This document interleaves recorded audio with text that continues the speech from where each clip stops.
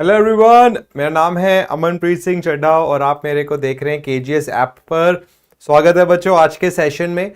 जैसे कि आपको पता है इंजीनियरिंग मैकेनिक्स सब्जेक्ट हमने स्टार्ट कर दिया है और आज इसका सेकंड लेक्चर है, तो जल्दी से जुड़ जाइए सेशन में, बहुत कुछ है आज सीखने के लिए।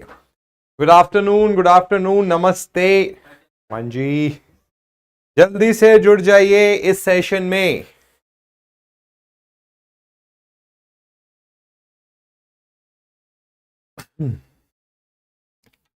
तो बच्चों जैसे कि आप जानते हो आज लेक्चर नंबर सेकंड है हमारा।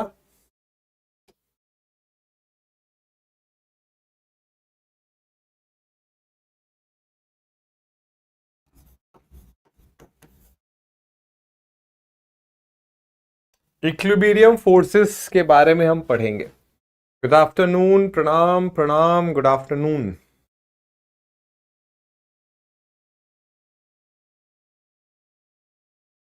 आज कुछ बहुत ही दिमाग वाले क्वेश्चंस हम करेंगे। मैं बिल्कुल ठीक हूं, आप कैसे हो बच्चों? एक डेटा कल के न्यूमेरिकल में गलत हो गया था, वो मैं अभी करेक्ट करवा देता हूं आपको।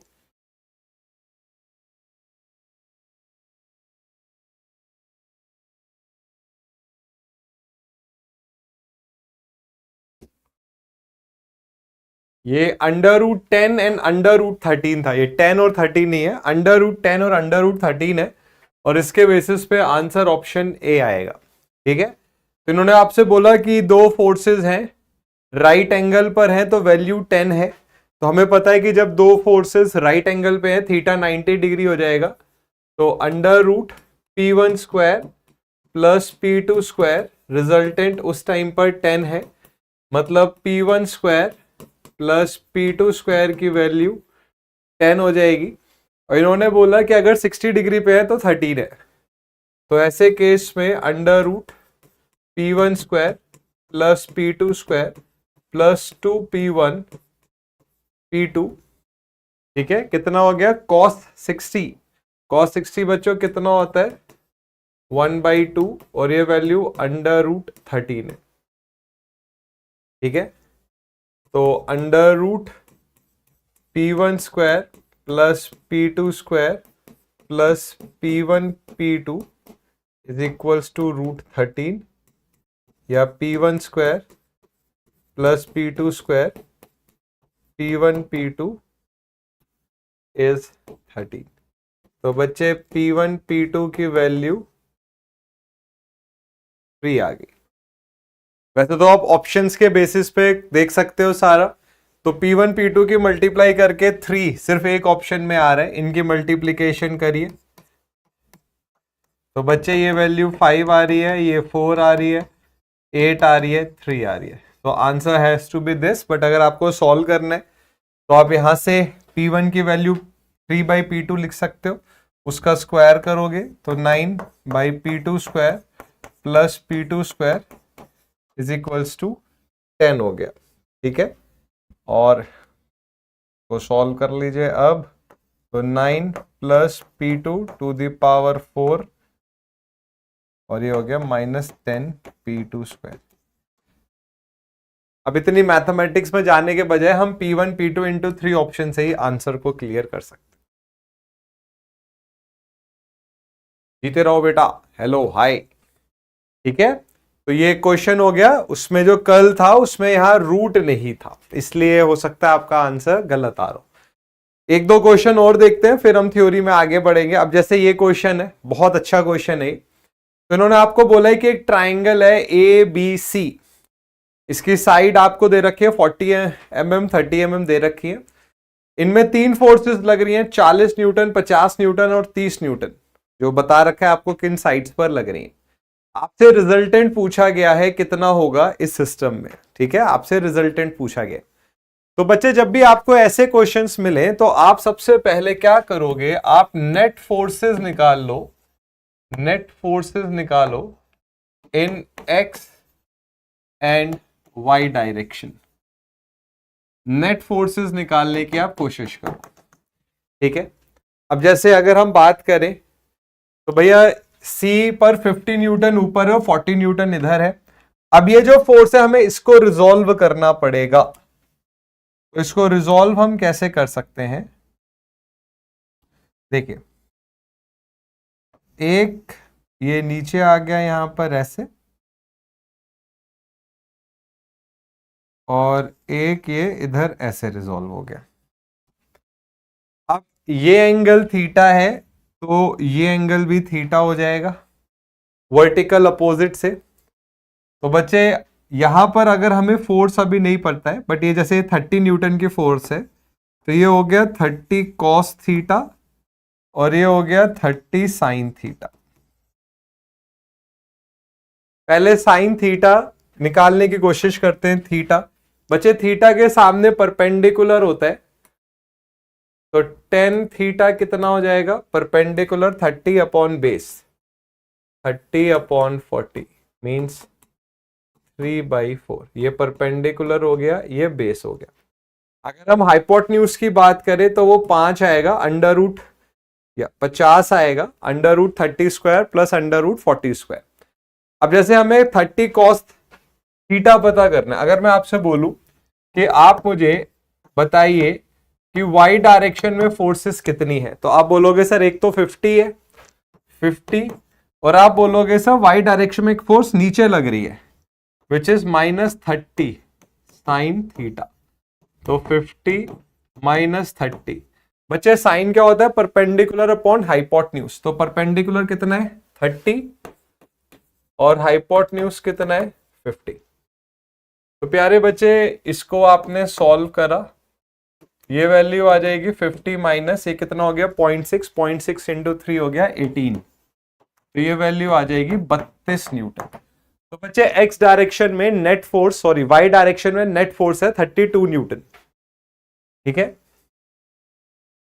अब आपने इसी तरीके से एक्स डायरेक्शन में नेट फोर्स निकाली, कितनी हो गई ये 40 माइनस 30 कॉस थीटा। तो 40 माइनस 30 कॉस थीटा क्या हो जाएगा, बेस अपॉन हाइपोटेन्यूज। कितना हो गया 0.8 मतलब 0.324, और ये वैल्यू आ जाएगी 16 न्यूटन। तो बच्चे हमें रिजल्टेंट निकालना है। नेट फोर्स देखिए हॉरिजॉन्टल वर्टिकल के बीच में 90 डिग्री का एंगल है, तो नेट फोर्स हॉरिजॉन्टल में कितनी है, वर्टिकल में 32 है, 32 का स्क्वायर प्लस 16 का स्क्वायर। इसको सॉल्व कर लीजिए।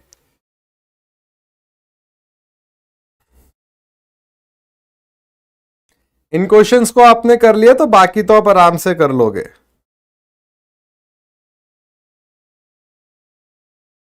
$35.77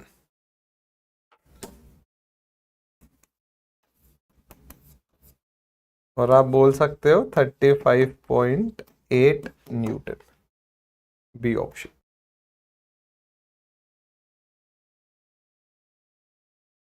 बच्चों समझ आया क्वेश्चन, ये रिजल्टेंट का एक बहुत अच्छा क्वेश्चन है ये। इसके अलावा बाकी क्वेश्चंस तो बहुत सिंपल होते हैं, जैसे कल हमने किया था P1 P2 गिवन होगा, थीटा गिवन होगा, आपसे डेटा पूछ लेंगे।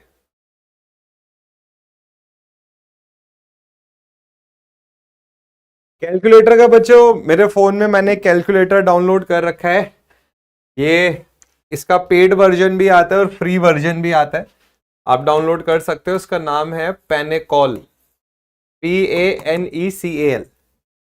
ठीक है, तो ये पेड और फ्री दोनों आता है इसका, और ये ऐप स्टोर पे भी है और प्ले स्टोर पे भी है, तो दोनों जगह से आप इसको डाउनलोड कर सकते हो। साइंटिफिक कैलकुलेटर है, आराम से आपकी कैलकुलेशंस हो जाती हैं इसमें। चलो अब एक टेस्ट लेते हैं, आपका टेस्ट। इस क्वेश्चन को इसको बताओ, मैं यहां पर बैठा हुआ हूं, बताइए क्या आंसर होगा, रिजल्टेंट फोर्स कितनी आएगी इस केस में। देखते हैं कितना लर्न कर रहे हो आप।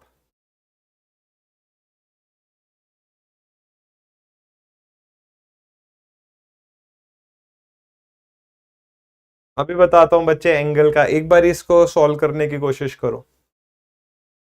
अगेन आपको एक सेट ऑफ फोर्सेस दे रखा है और रिजल्टेंट पूछा गया है।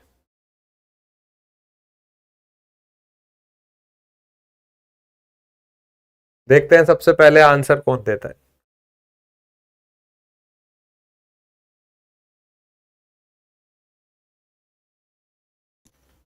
देखिए, आप सिर्फ थ्योरी पढ़ोगे, आपको हर सब्जेक्ट आसान लगेगा।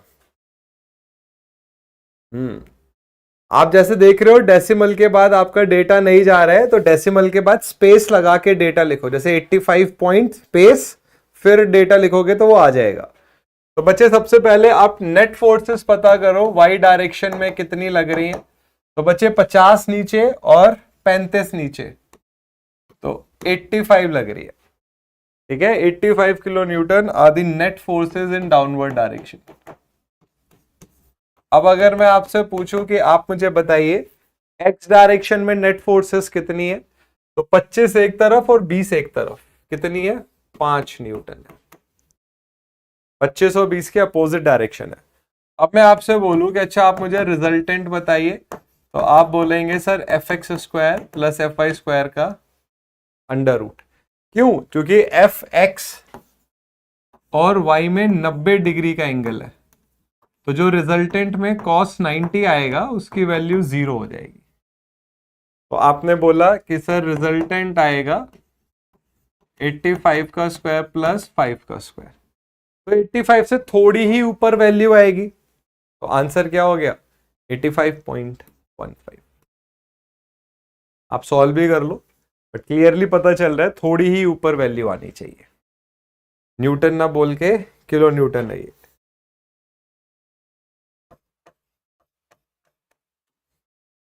तो बच्चों, अगर आपने इस तरीके के क्वेश्चंस कर लिए, ये वाले क्वेश्चंस आपने कर लिए, तो आप आराम से पूरे टॉपिक को कवर कर सकते।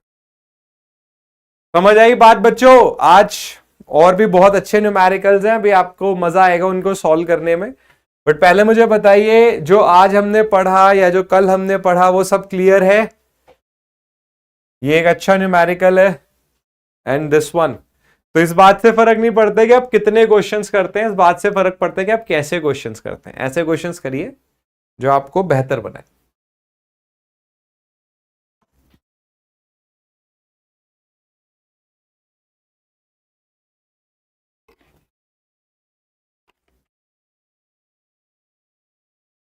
चलिए, बहुत बढ़िया। तो बच्चे, अभी तक हम फोर्सेस के बारे में पढ़ रहे थे। अब एक टर्म के बाद पढ़ते हैं, मोमेंट ऑफ अ फोर्स। ठीक है, देखिए बच्चे, फोर्स क्या करती है? ये टर्निंग मोमेंट लाती है बॉडी पे। जैसे एक बड़ा सिंपल सा एग्जांपल लेते हैं, जैसे मान लेते हैं यहां पर ये हिंज लगी है, यहां पर ये हिंज है, और आपने एक फोर्स लगाई, तो ये फोर्स क्या करेगी? अबाउट दिस हिंज एक रोटेशन इंड्यूस करती है। तो फोर्स का जो टर्निंग इफेक्ट होता है उसको मोमेंट बोलते हैं। तो द टर्निंग, टर्न करना, the turning effect of force is moment. ठीक है, तो मोमेंट ऑफ अ फोर्स क्या होता है? It is the turning effect produce by a force on the body on which it acts. जैसे डोर की बात करें, आप डोर को खोल रहे हो, तो आपने देखा है वो अपने हिंज के अबाउट क्या हो रहा है? रोटेट हो रहा है, टर्न हो रहा है। तो जब कोई भी फोर्स टर्निंग प्रोड्यूस करती है, टर्न लेकर आती है, तो उसको मोमेंट बोलते हैं। यहां पर एक बड़ा अच्छा क्वेश्चन होता है और बहुत सारे बच्चों को इनमें डाउट रहता है कि मोमेंट ऑफ फोर्स और टॉर्क में क्या डिफरेंस होता है। ठीक है, जैसे बच्चे, अगर मैं आपसे बोलूं कि एक टर्म है, अभी आपने पढ़ी मोमेंट, और एक टर्म आप बहुत पढ़ते हो विच इज टॉर्क, तो इन दोनों टर्म्स में क्या डिफरेंस होता है? मोमेंट और टॉर्क में क्या डिफरेंस होता है? जैसे जब आप डोर खोलते हो, जब आप डोर खोल रहे हो, तो आपने वहां पर मोमेंट लगाया या टॉर्क लगाया? जल्दी से मुझे कमेंट सेक्शन में बताओ कि जब आप दरवाजे को खोलते हो और दरवाजा हिंज के अबाउट रोटेट हो जाता है, तो वो टॉर्क है या वो मोमेंट है? बताओ, कमेंट सेक्शन में कोशिश करो बताने की, at least try.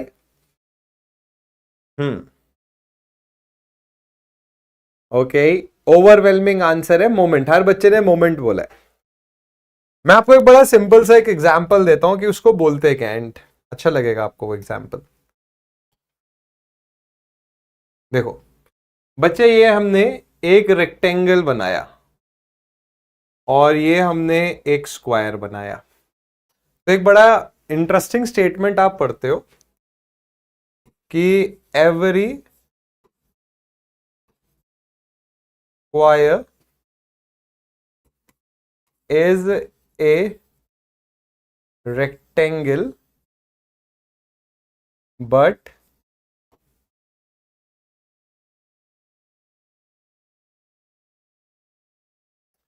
every rectangle is not a square, है ना। आप स्क्वायर को रेक्टेंगल बोल सकते हो क्योंकि अपोजिट साइड्स इक्वल है, बट आप रेक्टेंगल को स्क्वायर नहीं बोल सकते। उसी तरीके से आप हर टॉर्क को मोमेंट बोल सकते हो, बट हर मोमेंट को टॉर्क नहीं बोल सकते। टॉर्क की जो बच्चों डेफिनेशन होती है, ये होती है मोमेंट ऑफ फोर्स। जब आप एक फोर्स का टर्निंग इफेक्ट प्रोड्यूस करते हो, आप एक फोर्स का टर्निंग इफेक्ट की स्टडी करते हो, तो उसको टॉर्क बोलते हैं, ठीक है। तो किसी भी पैरामीटर का मोमेंट लेना, मोमेंट लेना मतलब उसका टर्निंग इफेक्ट पता करना, उसको मोमेंट बोलते हैं। बट जब आप एक फोर्स का मोमेंट लेते हो तो उसको टॉर्क बोलते हैं। जैसे मोमेंट बच्चों एरिया का भी हो सकता है, मोमेंट ऑफ एरिया बिल्कुल होता है। इनफैक्ट हम सोम में इसको पढ़ते भी हैं। एक होता है first moment of area,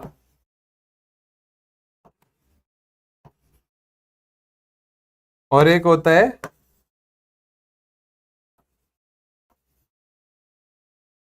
second moment of area, जिसको आप मोमेंट ऑफ इनर्शिया बोलते हैं, और ये सेक्शन मॉडुलस होता है। तो मोमेंट और टॉर्क में क्या डिफरेंस है? हर टॉर्क मोमेंट है, बट हर मोमेंट टॉर्क नहीं है, क्योंकि टॉर्क होता है मोमेंट फोर्स का।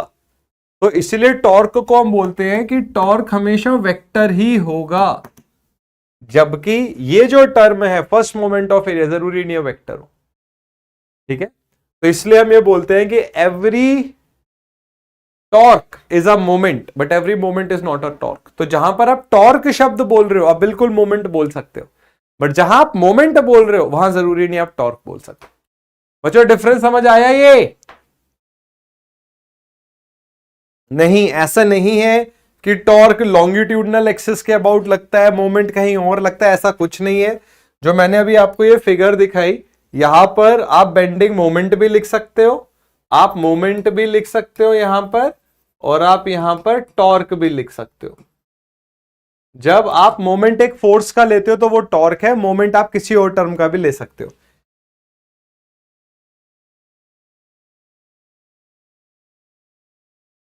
बच्चों देखो, ऐप रिलेटेड कोई भी इश्यू आता है, उसका वर्किंग इश्यू आता है, तो आपको सपोर्ट पर जाके बताना पड़ेगा। तो जैसे हम बोलते हैं कि व्हाट इज मोमेंट, तो मोमेंट ऑफ फोर्स क्या होता है? It is the turning effect produce by a force. अब बच्चे ये जो मोमेंट होता है ये वेक्टर क्वांटिटी होती है, this is the vector quantity.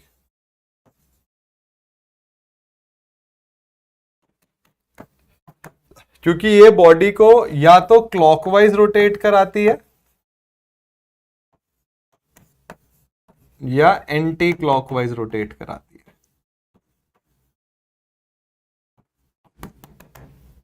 ठीक है। So the moment of force is equal to the product of the force and the perpendicular distance of the point about which the moment is required and the line of action of the force। तो बच्चे अगर मैं आपसे बोलूं कि आप मुझे किसी भी पॉइंट के अबाउट मोमेंट बताइए, तो आप बोलोगे sir force into perpendicular distance. इसका एक बहुत प्रैक्टिकल एप्लीकेशन भी होता है। जब आप देखते हो दरवाजों पर जो हैंडल लगा होता है वो हिंज से दूर लगा होता है, तो जिस पॉइंट के अबाउट मोमेंट होना है उससे जितना दूर आप परपेंडिकुलर डिस्टेंस रखोगे आपको उतनी कम फोर्स लगानी पड़ेगी। तो अगर मोमेंट कांस्टेंट है तो फोर्स इनवर्सली प्रोपोर्शनल हो गया परपेंडिकुलर डिस्टेंस के। तो आप पॉइंट ऑफ टर्न से जितना दूर रखोगे परपेंडिकुलर डिस्टेंस, उतनी फोर्स आपको कम लगानी पड़ेगी। तो जैसे अगर ये हिंज है तो आप हैंडल डोर के बिल्कुल दूसरे एंड पर देते हो ताकि कम फोर्स लगानी पड़े। अगर मान लीजिए हिंज के पास हैंडल दे दोगे तो बहुत जोर लगाना पड़ेगा। सेम कंसेप्ट बैडमिंटन में यूज होता है। बैडमिंटन में जब आप रैकेट पकड़ते हो, जितना आप नीचे से पकड़ोगे आपको उतना ही कम फोर्स लगाना पड़ेगा मोमेंट जनरेट करने के लिए। ऊपर से पड़ोगे तो ज्यादा आपको मेहनत करनी पड़ेगी मोमेंट लगाने के लिए।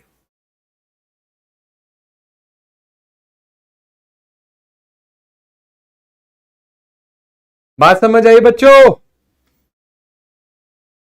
देखो इन सब चीजों को हम सोम में भी पढ़ेंगे, बट ये है कि हाँ अभी एक हमारा बेस बन जाएगा।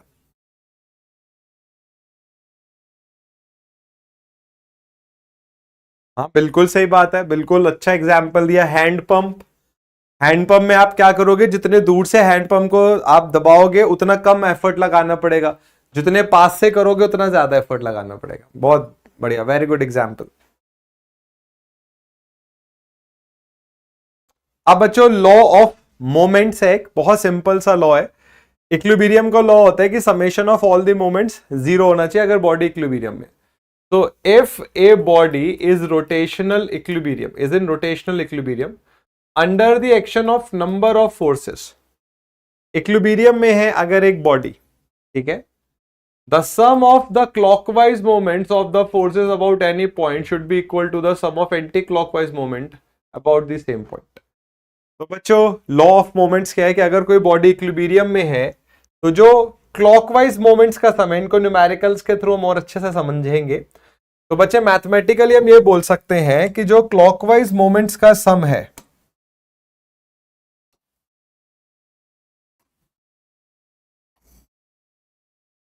वो एंटी क्लॉकवाइज मोमेंट्स के सम के इक्वल होगा।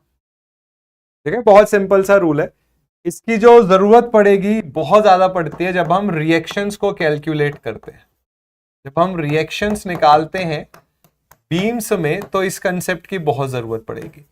इनफैक्ट मैंने आपके लिए एक क्लास डेडिकेट कर भी रखी है जहां पर हम रिएक्शंस निकालना सीखेंगे, ठीक है, क्योंकि काफी इंपॉर्टेंट है ये। एंड डोंट वरी, इसको हम सोम में भी पढ़ेंगे, सोम में भी इस पर एक डेडिकेटेड सेशन होगा, बट इंजीनियरिंग मैकेनिक्स में भी हम सपोर्ट रिएक्शंस का एक सेशन पढ़ेंगे, ठीक है।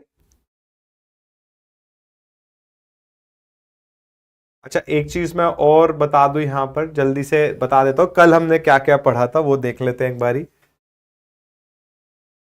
तो बच्चों कल हमने मैकेनिक्स की डेफिनेशन पढ़ी, डिवीजन ऑफ मैकेनिक्स पढ़ा, स्टैटिक्स, डायनामिक्स, डायनामिक्स में काइनेटिक्स एंड काइनामेटिक्स पढ़ा, scalar quantities, vector quantities, tensor quantities के बारे में पढ़ा, बेसिक डेफिनेशन पढ़ी, मैटर, पार्टिकल की body, rigid body, deformable body and elastic body के बारे में पढ़ा, फोर्स के बारे में पढ़ा, फोर्स के पॉइंट्स, कैरेक्टरिस्टिक्स के बारे में पढ़ा, फोर्स के प्रिंसिपल के बारे में पढ़ा, सिस्टम ऑफ फोर्सेस, ये इंपॉर्टेंट होता है, कोप्लानर, कॉनलीनियर, कॉन्करेंट और non coplanar, non collinear, non concurrent के बारे में पढ़ा, रिजल्टेंट पढ़ा, ये इंपॉर्टेंट था, इस पर हमने क्वेश्चंस करे।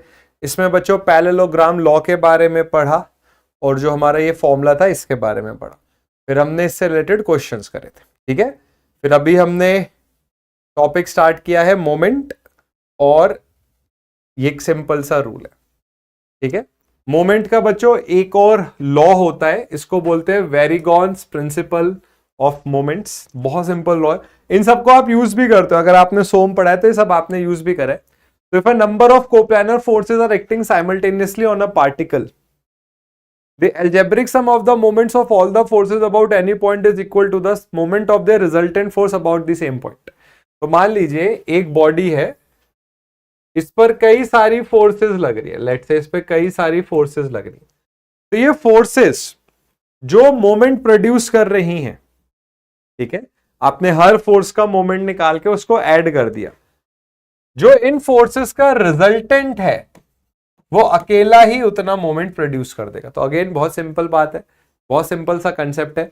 मान लीजिए तीन फोर्स लग रही हैं, तीन फोर्सेस मिलकर एक मोमेंट प्रोड्यूस कर रही हैं, तो इन तीन फोर्सेस का जो रिजल्टेंट है वो अकेला ही उतना मोमेंट प्रोड्यूस कर देगा, यही मतलब होता है रिजल्टेंट का।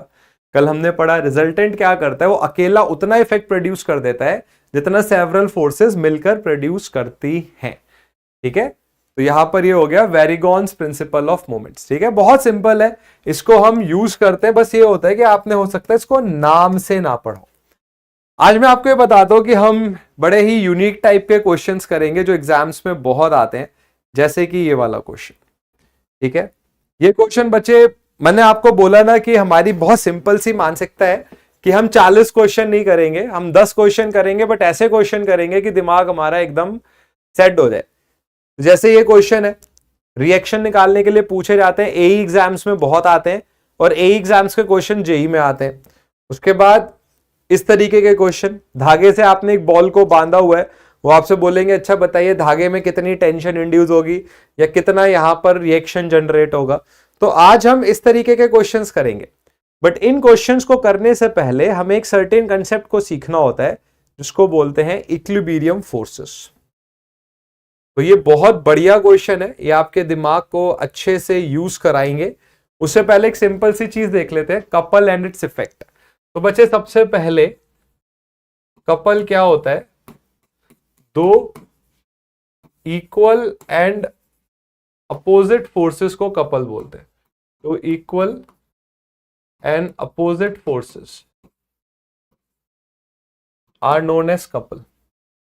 What is the effect of couple?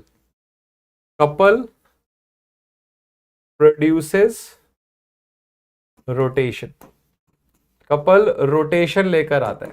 कैसे पता चलता है? मैं आपको एक बहुत सिंपल सा एग्जांपल देता हूं। इस बॉटल का एग्जांपल देता हूं मैं आपको, ठीक है। इस बॉटल को आप कैसे खोल रहे हो? देखो, आप इस बॉटल को कैसे खोलते हो? ये बॉटल आपके सामने रखी मैंने, ठीक है, ऐसे मैं इसको ऐसे इस तरीके से खोल रहा हूं, है ना।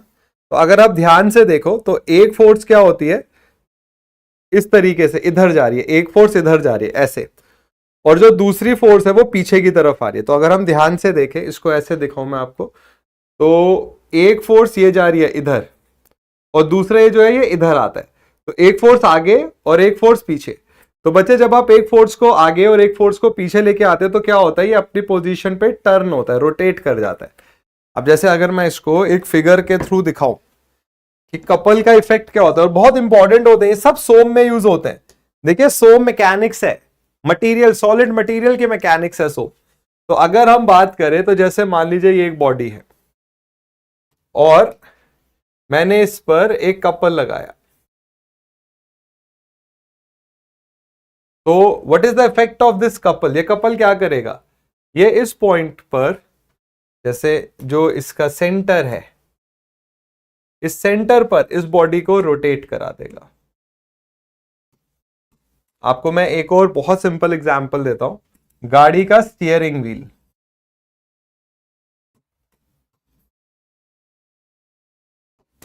तो स्टीयरिंग व्हील में आप क्या करते हो, आप एक तरफ फोर्स ऊपर लगा रहे हो, एक तरफ फोर्स नीचे लगा रहे हो। तो जब आप ऐसे कर रहे हो तो स्टीयरिंग व्हील एक पॉइंट के अबाउट क्या कर रहे हैं, रोटेट कर रहे हैं।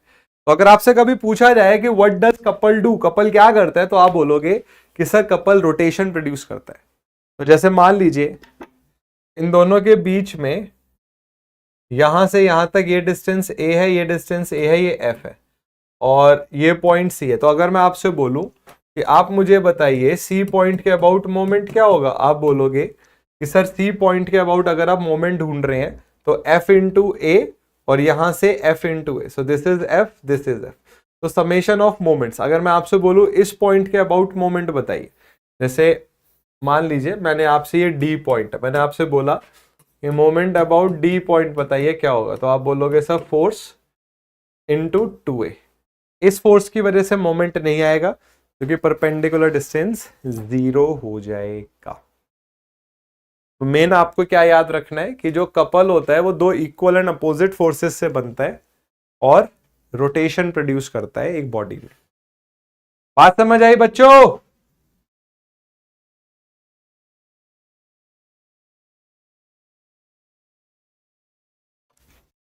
ये बेसिक टर्म्स हैं, पहले भी आपने पढ़ी होंगी।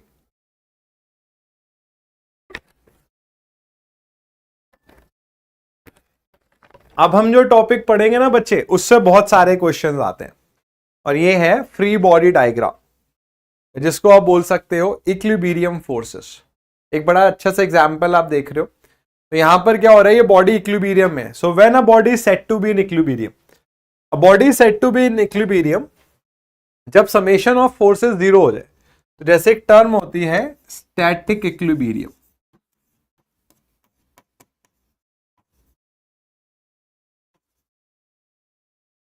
या चलो पहले बेसिक डेफिनेशन पढ़ते। So if the resultant of several forces acting on a stationary rigid body is zero, the body is said to be in equilibrium. तो बच्चों क्या बोला इन्होंने बोला कि जब एक बॉडी पर सेवरल फोर्सेस लगे और इन फोर्सेस का जो रिजल्टेंट है ये जीरो हो जाए, वैसी बॉडी को हम बोलेंगे कि ये बॉडी इक्विलिब्रियम में। So if the resultant of several forces acting on a stationary rigid body कल हमने पढ़ा क्या होती है rigid body? Rigid body में particles के बीच का distance हमेशा सेम रहता है। तो क्या होता है? Distance between particles remain constant.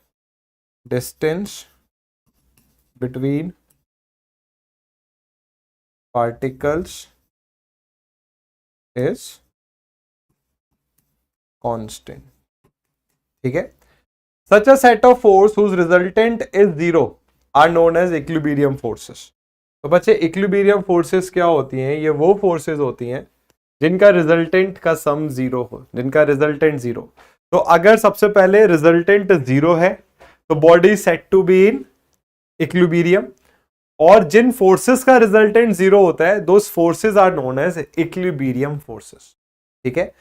यहीं पर एक कंसेप्ट आता है फ्री बॉडी डायग्राम का। फ्री बॉडी डायग्राम हर जगह बनना है और हर सब्जेक्ट पे बनना है। F2A बच्चे कैसे आया? F2A आया यहां पर, मैंने आपसे D पर पूछा है कि बताइए कितना मोमेंट होगा, तो force into perpendicular distance. Perpendicular distance कितना है? A प्लस A, 2A, तो इसलिए आया ये। ठीक है। अब ये बेसिक डेफिनेशंस हैं, इनको याद रखिए। अब कुछ इंपॉर्टेंट पॉइंट्स हैं।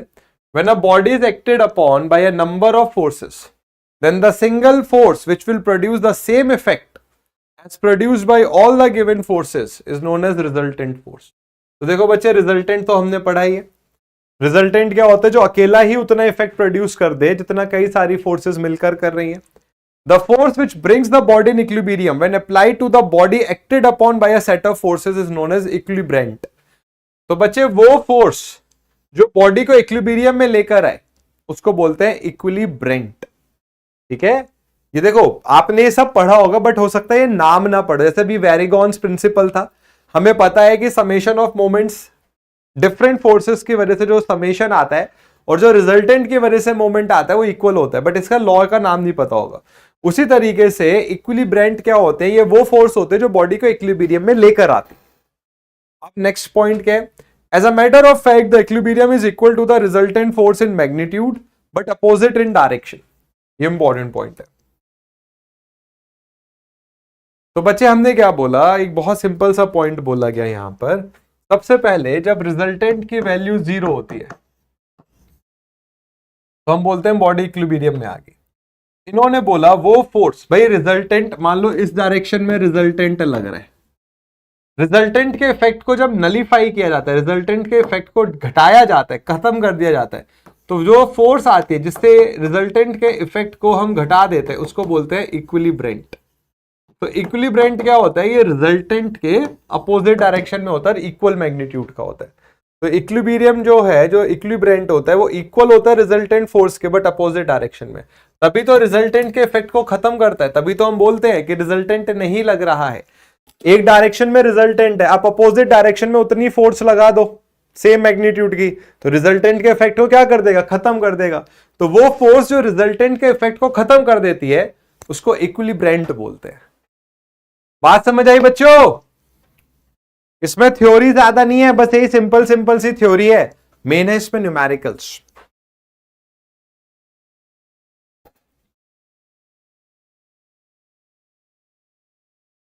तो अगर हम देखें, हमने कुछ बेसिक टर्म्स पढ़ी हैं। रिजल्टेंट जीरो है तो बॉडी इक्विलिब्रियम में होगी। जिन फोर्सेस का रिजल्टेंट जीरो है वो इक्विलिब्रियम फोर्सेस है।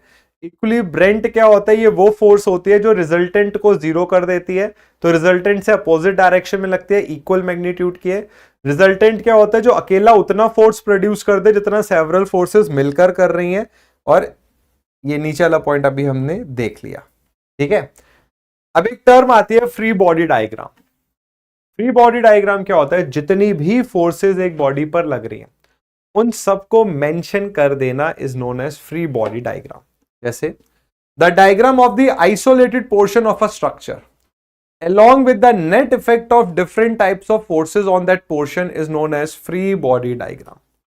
तो बच्चे फ्री बॉडी डायग्राम क्या होता है? आपने एक स्ट्रक्चर का, किसी भी बॉडी का एक पार्ट कंसीडर किया और आपने देखा उस पार्ट पर कौन कौन सी फोर्सेस लग रही हैं। जैसे अभी अगर मैं ये न्यूमेरिकल या ये वाला एक पार्ट उठाऊं, जैसे ये एक बॉडी है, ठीक है, ये एक स्फीयर है जो कि इस तरीके से रखा हुआ है, ये इसकी गिवन फिगर है, this is the given diagram. अब मुझे इसका फ्री बॉडी डायग्राम बनाना है।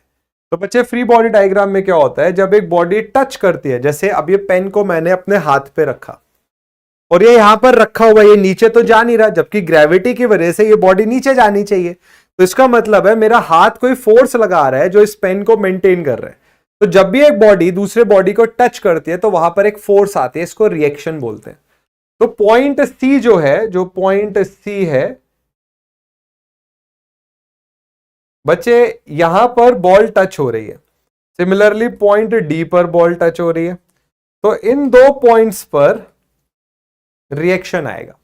तो अगर मैं आपसे बोलूं कि आप इस बॉडी का फ्री बॉडी डायग्राम बनाओ, तो आप बोलोगे कि सर एक तो रिएक्शन आएगा सी पॉइंट पर जहां बॉडी टच कर रही है, ऐसे ही एक रिएक्शन आएगा डी पॉइंट पर, बॉडी पर डब्ल्यू एक्ट कर रहा है और ये एक धागे से बंधी हुई है, तो यहां पर एक फोर्स एक्ट करेगी। तो फ्री बॉडी डायग्राम क्या होता है? जब आप एक आइसोलेटेड पार्ट को कंसीडर करते हो, बॉडी के एक पार्ट को कंसीडर करते हो और जितनी भी फोर्सेस लग रही है उन सबको मेंशन करते हो, तो उसको बोलते हैं फ्री बॉडी डायग्राम। जैसे यहां पर एक गाड़ी भाग रही है, तो आपने देखा कि यहां पर ये अप्लाइड फोर्स है, अप्लाइड फोर्स की वजह से ही गाड़ी का मूवमेंट आगे हो रहा है। ठीक है, आपने देखा कि सरफेस के एक नॉर्मल डायरेक्शन में फोर्स लगते हैं, F is equals to mu R, जिसको रिएक्शन बोलते हैं। यहां पर बॉडी का वेट लग रहा है, ग्रेविटी। अगर बॉडी आगे की डायरेक्शन में जा रही है तो रिवर्स डायरेक्शन में, अपोजिट डायरेक्शन में फ्रिक्शनल फोर्स लगेगा। तो फ्री बॉडी डायग्राम बनाना बहुत इंपॉर्टेंट होता है और ये सोम स्ट्रक्चर आरसीसी का सबसे बेसिक पार्ट है, आना ही चाहिए। तो फ्री बॉडी डायग्राम में क्या होता है? आप एक बॉडी पे जितनी भी फोर्सेस लग रही हैं, इंटरनल एक्सटर्नल, सबको रिप्रेजेंट करते हो, उसको फ्री बॉडी डायग्राम बोलते हैं। We must consider external as well as internal forces while drawing the free body diagram। जैसे मैंने आपको बताया, external internal सभी forces को consider किया जाता है। Free body diagrams are useful in solving the forces and deformations of the system। अब सिविल इंजीनियर के तौर पर देखें तो प्यारे बच्चों, पूरा SFD BMD ये shear जो फ्री बॉडी डायग्राम है उसी पर है। स्ट्रक्चर एनालिसिस, अलग अलग सब्जेक्ट्स हैं जहां पर फ्री बॉडी डायग्राम का बहुत एक्सटेंसिव यूज होता है। तो जैसे आज भी मैंने आपको बताया कि आज हम कुछ क्वेश्चंस करेंगे, तो जो क्वेश्चंस हमें करने हैं इनका फ्री बॉडी डायग्राम ही हमको बनाना है। जैसे अभी हम ये क्वेश्चन करेंगे, लामीज थ्योरम पढ़ेंगे अभी हम, उसके बाद ये क्वेश्चंस है, इनके फ्री बॉडी डायग्राम अगर हमने बना लिए तो फिर इन क्वेश्चंस में कुछ नहीं बचा। और मैं आपको एकदम एक बढ़िया क्वेश्चन दूंगा होमवर्क में, देखते हैं कितने बच्चे उसको करेंगे। पहले मुझे बताओ बच्चों, यहां तक की बात क्लियर हो गई? यहां तक सब क्लियर है? इक्विलिब्रियम फोर्सेस ये सब आपने पढ़ा होगा, क्योंकि अगर आप सिविल इंजीनियरिंग पढ़ रहे हो या पढ़ी है तो ये सब आपने पढ़ा है पहले। नाम हो सकता है इक्विलिब्रियंट आपने पहली बार ही सुनो, बट ये सब चीजें आपने पढ़ी है।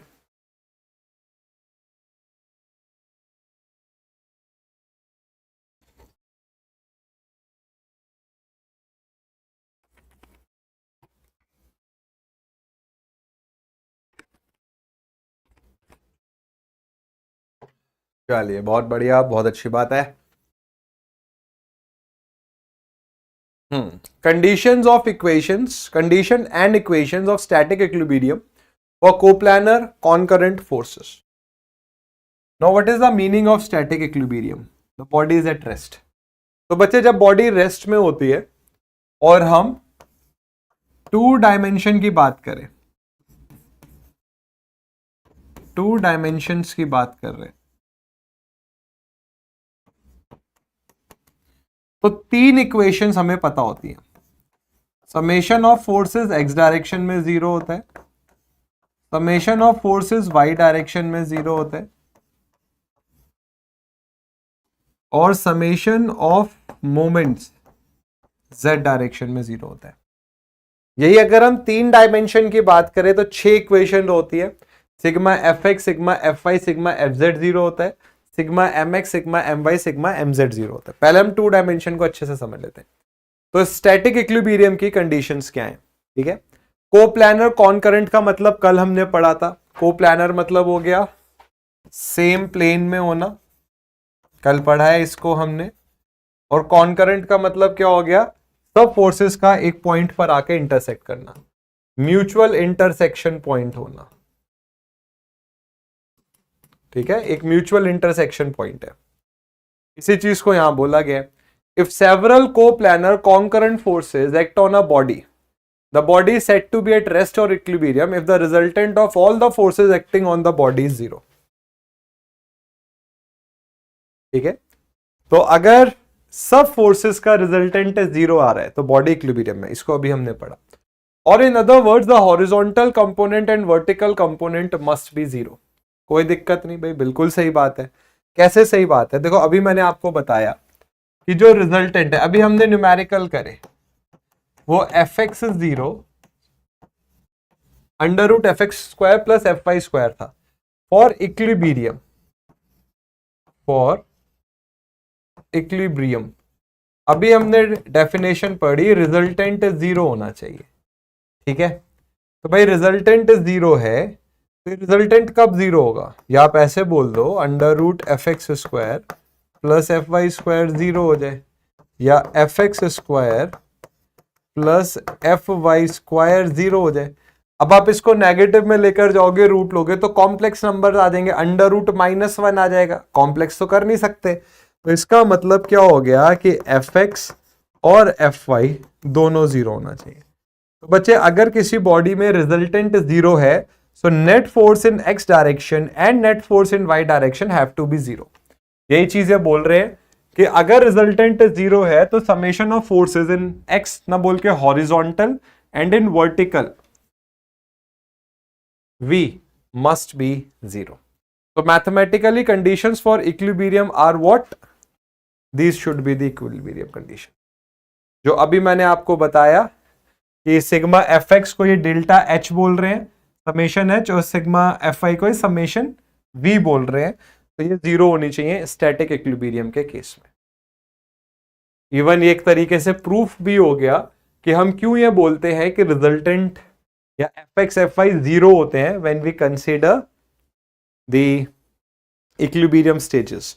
अब जैसे हमने एक और पॉइंट बोला कि रिजल्टेंट की वजह से जो मोमेंट आएगा इक्विलिब्रियम में वो भी बैलेंस होता है। तो भैया रिजल्टेंट ही जब 0 है तो रिजल्टेंट से प्रोड्यूस होने वाला मोमेंट भी 0 हो गया। इसीलिए हमने बोला कि समेशन ऑफ मोमेंट्स भी 0 होता है। मान लीजिए आपसे कोई पूछ ले, आपने ये रट्टा मार लिया कि स्टैटिक इक्विलिब्रियम में 3 इक्वेशंस होते हैं, सोम में यूज होता है। आपने बोला सर सिग्मा fx 0 होता है, सिग्मा fy 0 होता है, सिग्मा mz 0 होता है। उन्होंने आपसे पूछा क्यों 0 होता है, और यकीन मानिए बच्चों, जब आप क्यों का जवाब ढूंढना शुरू करोगे ना, आपकी नॉलेज तब एक्सपेंड होना शुरू होती है। तो आप बोलोगे कि सर इक्विलिब्रियम की डेफिनेशन ही यही होती है कि रिजल्टेंट 0 होता है। अगर x और fy, x और y डायरेक्शन में ही फोर्सेस लग रही है, ये कहां पर अप्लाई हो रहा है, ये अप्लाई हो रहा है कोप्लानर। अगर आप ध्यान से देखो, ये पूरा रूल कहां लग रहा है, कोप्लानर कॉनकरेंट फोर्सेस है, तो सेम प्लेन में है फोर्सेस, इसलिए z टर्म का इस्तेमाल नहीं कर रहे, fz नहीं बोल रहे। तो आपने बोला कि सर जब कॉनकरेंट कोप्लानर फोर्सेस हैं बॉडी इक्विलिब्रियम में, तो रिजल्टेंट 0 होना चाहिए। रिजल्टेंट तब 0 होगा जब fx fy दोनों 0। उसके बाद जब रिजल्टेंट 0 है तो रिजल्टेंट से प्रोड्यूस होने वाला मोमेंट 0 होना चाहिए। भाई मोमेंट क्या होगा, resultant into perpendicular distance, resultant 0 है। इसीलिए जब हम स्टैटिक इक्विलिब्रियम की बात करते हैं, और ये बात बहुत इंपॉर्टेंट होती है कि स्टैटिक इक्विलिब्रियम की 3 इक्वेशंस होते हैं। एग्जाम में, कॉम्पिटिटिव एग्जाम में क्वेश्चन आता है। इनफैक्ट एक टर्म होती है, थ्योरी ऑफ स्ट्रक्चर्स में पढ़ेंगे, स्टैटिक इंडिटरमिनेसी। वहां पर बहुत रोल होता है इस इक्वेशन का। तो हम ये बोलेंगे कि 3 इक्वेशन कैसे पता चली, F X zero, F Y zero, sigma M Z zero, वो पता चलता है यहां से। बात समझ आई बच्चों?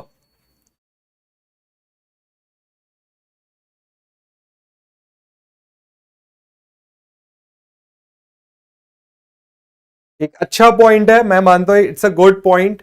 और हमारी कोशिश यही होनी चाहिए कि हम सिविल इंजीनियरिंग में ज्यादा से ज्यादा चीजों को समझें, रटने का पार्ट हम मिनिमाइज करें। क्योंकि देखो अभी आपने बिल्डिंग कंस्ट्रक्शन पढ़ा, काफी कुछ उसमें रटने वाला था, आगे जाके हर सब्जेक्ट में थोड़ा थोड़ा रटने के लिए आता है। तो जितना ज्यादा समझेंगे रटने का पार्ट उतना कम हो जाएगा। गुड। अब बच्चों एक और थ्योरम आती है, इस थ्योरम को देख लेते हैं। इस थ्योरम से काफी न्यूमेरिकल आते हैं। इस थ्योरम का नाम है लामीज थ्योरम। तो बच्चे ये थ्योरम आपको ये कहती है कि अगर किसी पॉइंट पर ये कॉनकरेंट फोर्सेस है, कॉनकरेंट है, मिल रही है एक जगह, तो ये P है, ये Q है, ये R है। तो लामीज थ्योरम आपको ये कहती है कि इन फोर्सेस में एक रिलेशन होता है। तो P और Q और R के बीच में जो एंगल है, तो P upon sine alpha, Q बाकी की जो दो फोर्सेस है P और R उनके बीच में जो एंगल है साइन बीटा, और R बाकी जो फोर्सेस है उनके बीच का जो एंगल है साइन गामा, ये आपस में इक्वल होता है। इसके थ्रू हम न्यूमेरिकल सॉल्व कर सकते हैं। तो it states if 3 coplanar forces, coplanar है और कॉनकरेंट भी है, acting at a point be in equilibrium, then each force is proportional to the sine of the angle between the other two. ठीक है, तो P is proportional to the sine of the angle of the other two. तो जो भी force है वो proportional होगी sign of the angle, जैसे थीटा मान लेते हैं। तो फोर्स अपॉन साइन थीटा, फिर दूसरी फोर्स अपॉन साइन, फिर दूसरा फोर्स अपॉन साइन, ये प्रोपोर्शनल होना चाहिए। एंगल कैसे पता चलेगा? जिस फोर्स को आप कंसीडर कर रहे हो, बाकी जो दो फोर्स बच गई उनके बीच का एंगल आपको लेना है। तो P upon sine alpha, similarly Q upon sine beta and R upon sine gamma, they all are equal.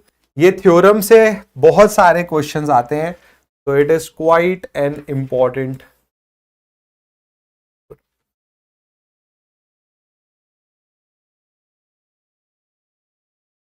अब इस पर क्वेश्चन करते हैं, ठीक है? क्वेश्चन करेंगे तब चीजें क्लियर होंगी। जैसे एक बड़ा अच्छा न्यूमेरिकल है, क्या क्वेश्चन कह रहा है आपसे?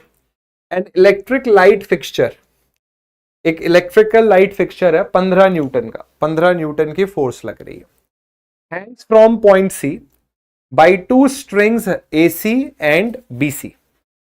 The string AC is inclined at 60 degree to the horizontal and BC is at 45 degree to the horizontal as shown in the figure. The force in the string AC में कितनी force होगी आपको ये बताना है, ठीक है? मैं आपकी मदद करता हूं थोड़ी सी, मैं आपको एंगल्स में मदद करूंगा, ठीक है? और बाकी कैलकुलेशन आप अभी करेंगे। मैं फिर से इस बात को बोल देता हूं कि हम अर्जी फर्जी क्वेश्चन नहीं करेंगे, ना मैंने पहले कभी कराया ना अब मैं कराऊंगा। हम ढंग के क्वेश्चंस करेंगे जिन क्वेश्चंस को करके आपको लगेगा कि हाँ मेरे में इंप्रूवमेंट हुआ है, और ऐसे क्वेश्चंस AEJE एग्जाम्स में आए हुए हैं, ठीक है? तो बच्चे हमें सबसे पहले एंगल पता करना है। तो एक फोर्स ये है, एक फोर्स ये है, एक फोर्स ये है, तो हमें 3 एंगल पता करने। एक एंगल हमें ये पता करना है, एक एंगल हमें ये पता करना है, और एक एंगल हमें ये पता करना है। अब हमने क्या करा, ये लाइन ऐसे बना दी एक, और एक ये लाइन ऐसे बना दी, और एक ये लाइन ऐसे बना दी। अब देखो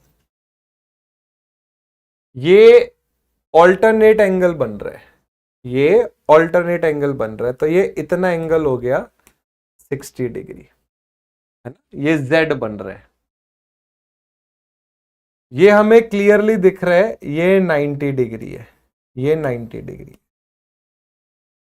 तो प्यारे बच्चे अगर मैं आपसे पूछूं ये कंप्लीट एंगल बताओ, ये कंप्लीट एंगल, ये कितना हो गया? 150 डिग्री, ठीक है? तो ये कंप्लीट एंगल है 150 डिग्री। अभी मैं लिख दूंगा सिमिलरली ऑल्टरनेट एंगल्स, इतना एंगल है 45 डिग्री। अब देखो इसको थोड़ा सा ऊपर ले जाओ।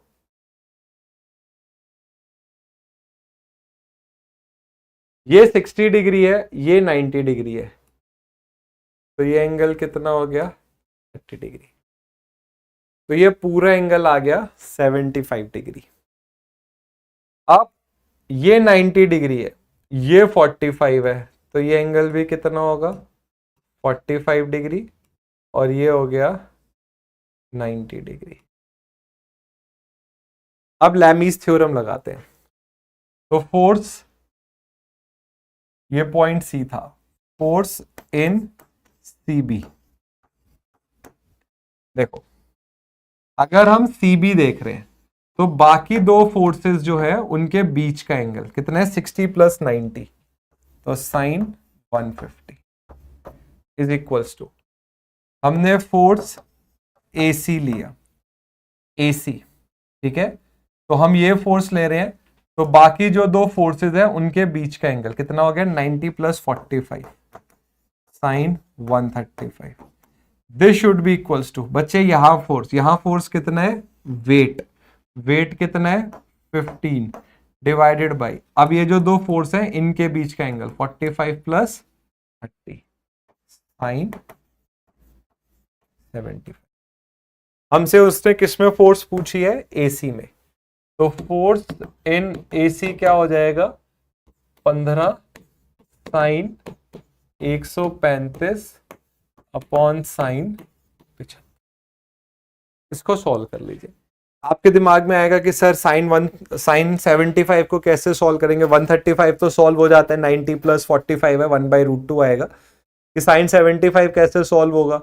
कैलकुलेटर से करिए। कॉम्पिटेटिव एग्जाम में या तो वो साइन 75 की डायरेक्ट वैल्यू दे देते हैं वो, अगर वैल्यू नहीं देंगे तो फिर एंगल ऐसा रखेंगे कि आप आराम से सॉल्व कर लो, वही 30, 45, 60 कर देंगे। तो ये चीज का बहाना बिल्कुल नहीं देना है कि सर इसमें तो एंगल ऐसा आ रहा है तो हम कैसे सॉल्व करेंगे। तो साइन 135 डिवाइडेड बाई साइन 75, और इसमें आप मल्टीप्लाई कर दो किसकी? 15 की। तो आंसर क्या आया बच्चों? 10.98। This is the answer. अब मान लो अगर आपसे वो BC में भी पूछ ले या CB में पूछ ले, एक ही बात है, तो आप क्या बोलोगे? 15 साइन 150 साइन 75। बच्चे साइन 150 हो गया 90 + 60। जब 90 होता है ना तो साइन कॉस में बदल जाता है, तो कॉस 60 कितना होता है? 1/2। तो sine 150 divided by sine 75 multiplied by 15, 7.76।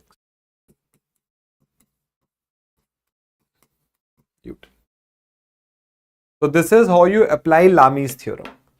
और ये कुछ नहीं है बच्चों, सिंपल सा कंसेप्ट है, ऑल्टरनेट एंगल्स लगाओ और करस्पॉन्डिंग एंगल्स लगाओ, वर्टिकल अपोजिट एंगल्स लगाओ, स्कूल में जो पढ़े थे, और सारे क्वेश्चंस हो जाएंगे। अब बच्चों को देखो, मैं आपको एक चीज बिल्कुल क्लियर बोलता हूं, वैसे तो ये क्वेश्चन, ऐसे क्वेश्चन कॉम्पिटेटिव एग्जाम में आते हैं, AE में तो बहुत आते हैं, और AE के बहुत सारे क्वेश्चन JEE में आते हैं। एक बहुत इंपॉर्टेंट चीज होती है, और मैं इसको हमेशा शेयर करता हूं बच्चों के साथ, कि जब आप चैलेंजिंग क्वेश्चंस करते हो ना, आपका माइंड इंप्रूव होता है, आपका ब्रेन जो है, आपकी जो थिंकिंग कैपेसिटी है वो इंप्रूव होती है।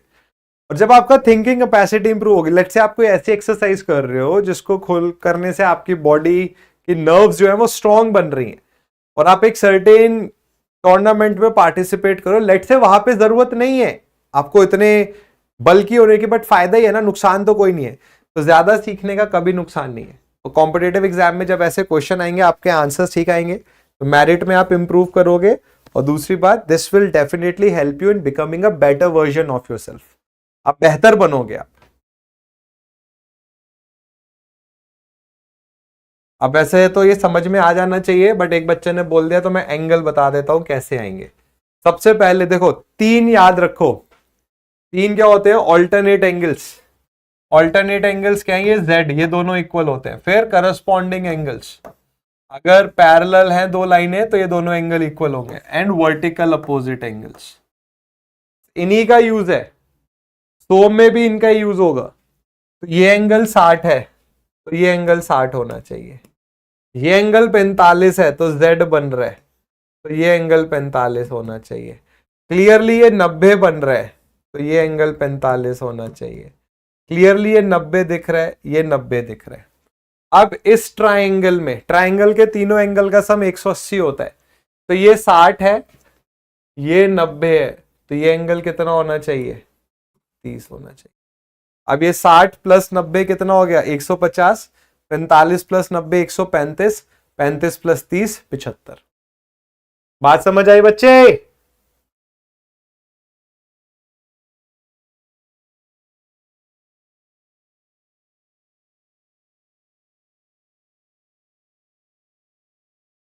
क्योंकि अब जो क्वेश्चन आएगा, this one is very good question, एक बढ़िया क्वेश्चन है। आपको फील आएगा कि आप कॉम्पिटेटिव एग्जाम्स की तैयारी कर रहे हो। एक 20 किलो का स्फीयर दो इंक्लाइन सरफेस के बीच में रखा हुआ है। The contact force at A is what?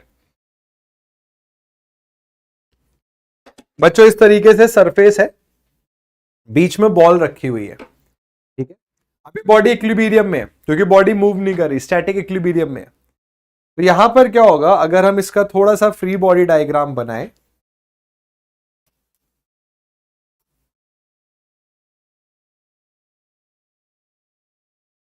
ये बॉडी इस तरीके से है, देखो ए पॉइंट पर रिएक्शन आएगा, ठीक है।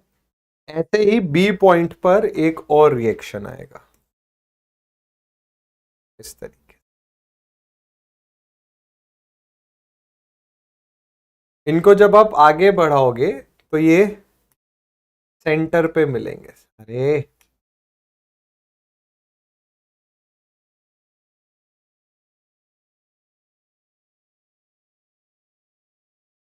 इस तरीके से, और सेंटर पर एक फोर्स और लग रही है, इस बॉडी का वेट, ठीक है। तो ये है रिएक्शन आर ए, ये है आर बी, और ये है वेट।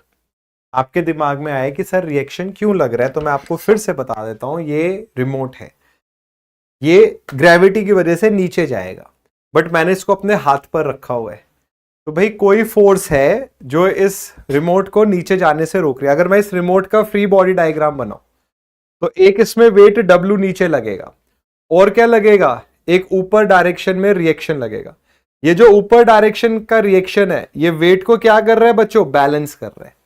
तो जब एक बॉडी रुकी हुई है तो कुछ तो है ना जो उसको रोक रहा है, तो ये स्फीयर रुका हुआ है, तो एक रिएक्शन ए पर आ रहा है और एक रिएक्शन बी पर आ रहा है जो इस बॉडी को रोक कर रख रहा है, ठीक है। हमसे इन्होंने पूछा है कि आर ए की वैल्यू बताइए क्या होगी। हम कर सकते हैं इस क्वेश्चन को, और मैं अभी सॉल्व करूंगा आपके सामने। कोई भी ऐसा कंसेप्ट नहीं होगा जो आप बोलो कि सर हमने कभी जीवन में नहीं पढ़ा, स्कूल की मैथ से सॉल्व करेंगे। बट पहले मुझे बताइए, यहां तक की बात समझ आ रही है? ये फ्री बॉडी डायग्राम समझ में आ रहा है? थोड़ा सा बच्चों अटेंटिव होना पड़ेगा। कहने को मैकेनिक्स कुछ भी नहीं है, बस वो अर्जी फर्जी तरीके से खत्म करा दो। पढ़े तो बहुत कुछ है इसमें, और ये आपका बच्चे स्ट्रक्चरल इंजीनियरिंग का पार्ट स्ट्रॉन्ग करेगा। मैकेनिक्स आपकी structural engineering, you know structural engineering is some, structure analysis, RCC steel, और मैकेनिक्स आपका एफएम और जियोटेक को भी स्ट्रॉन्ग करेगा। तो इसमें अभी दिमाग लगा लोगे तो बाद में फायदा है। अब बच्चे देखो, हमें अब ये एंगल्स पता करने पड़ेंगे कि ये एंगल्स क्या है। थोड़ी सी यहां पर मेहनत करते हैं। ये 75 डिग्री दे रखा है, ये 30 डिग्री दे रखा है।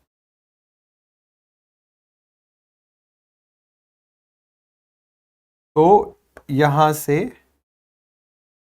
ये इस तरीके से ले गए, और ये इस तरीके, थोड़ा सा एक सेकेंड, मतलब अब जो मेहनत है वो है एंगल निकालने पर।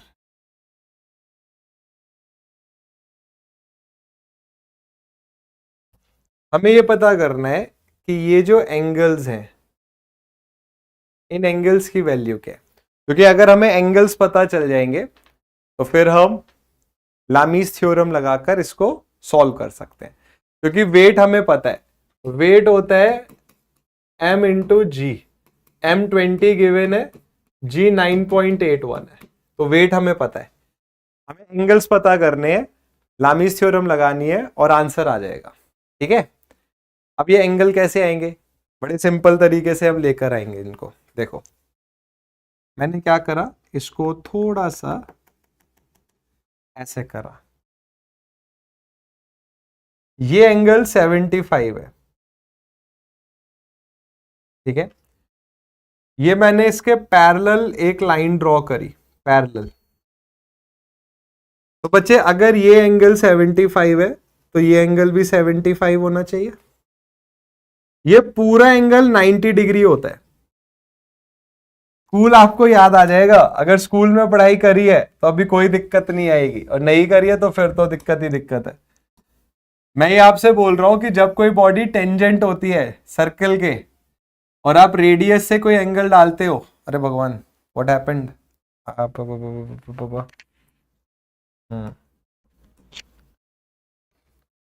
ये टेंजेंट है और आपने ये एंगल डाला, ये रेडियस से लाइन डाली, तो ये 90 डिग्री पर होती है। ठीक है, अरे सब चला गया पाप, चलो कोई नहीं, हम फिर से कर लेंगे। हमें मेन एंगल पता करने हैं, तो ये इधर से गया, ये इधर से आया। देखो आपने सेंटर से ये डाले इधर, तो ये 90 डिग्री होना चाहिए पूरा एंगल। स्कूल में पढ़ा है हमने कि जब हम सेंटर से रेडियस डालते टेंजेंट पे तो 90 डिग्री बनता है।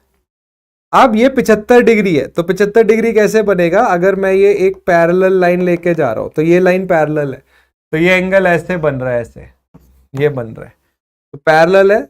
तो अगर ये एंगल इस तरीके से, तो ये एंगल और ये एंगल सेम होना चाहिए, ये 75 डिग्री होना चाहिए, बट ये 90 डिग्री है, तो ये एंगल कितना हो गया, 15 डिग्री।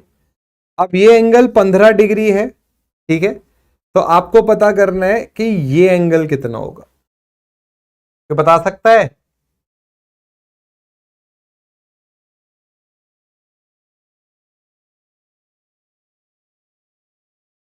एनीवन?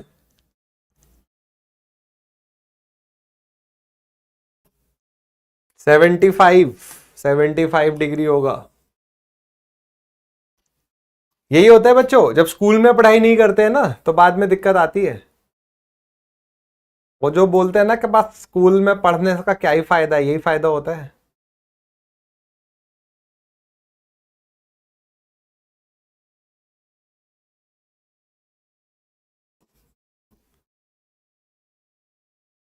इस तरीके से है ये, मैंने अभी आपको बताया ये एंगल 75 है, तो ये एंगल 15 डिग्री हो गया, ये 90 डिग्री है, तो ये एंगल कितना हो गया, 75 डिग्री। बिल्कुल इसी के हिसाब से ये वाला एंगल भी आएगा। ये ऑल्टरनेट एंगल्स बन रहे हैं, ये 30 है, तो ये एंगल भी 30 होगा। ये नीचे ले आओ, ये 30 है, ये 90 डिग्री बनना चाहिए, तो ये 60 बनेगा। ये 60 है, ये 90 है, तो ये एंगल 30 डिग्री आना चाहिए। कैसे, क्या बोल रहा हूं मैं ये कह रहा हूं आपसे, ये अभी आपने देखा कि ये वाला एंगल, ये नीचे वाला एंगल, ये 30 डिग्री है, ये एंगल 30 डिग्री है, ठीक है, ये 30 है, तो ये एंगल 60 डिग्री होना चाहिए। ये 60 है, ये 90 है, तो ये एंगल 30 डिग्री होना चाहिए। तो अगर हम इसको थोड़ा सा सिंप्लीफाई करेंगे, मेन इसमें एंगल निकालना ही होता है, बाकी तो सब आसान है।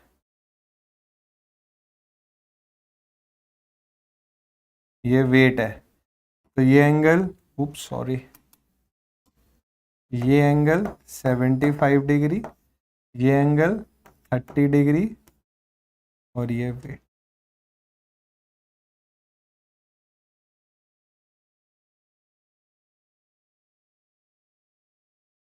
अब बैलेंस कर दीजिए, लामीज थ्योरम लगा दीजिए।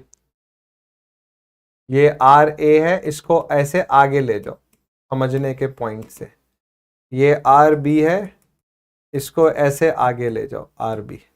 अब आर ए, आर ए, ठीक है